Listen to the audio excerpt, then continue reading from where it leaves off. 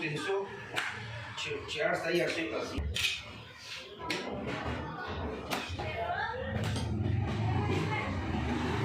देख वाली किधर लिखी हुई है? मैं आप ही करवाइए, आपके बहुत पनीर जाती है।